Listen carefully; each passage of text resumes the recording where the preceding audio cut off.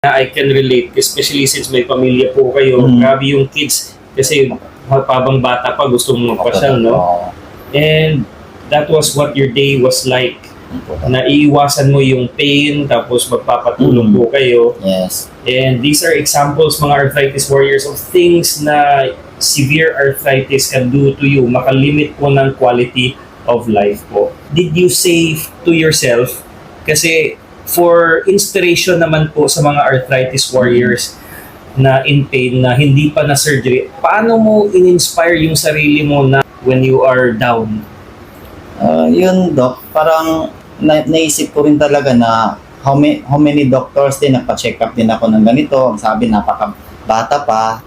Then, nung nagpa-consult ako sa'yo na nasabi mo yung mga ganitong implant, doon ako nag-decide talaga, Doc, na it's time siguro na para kasi nakikita ko yung mga anak ko na parang may gusto sila, hindi ako, parang 50-50 ako sa mga ganon. So, I decided, Doc, na yun, nagpa-opera.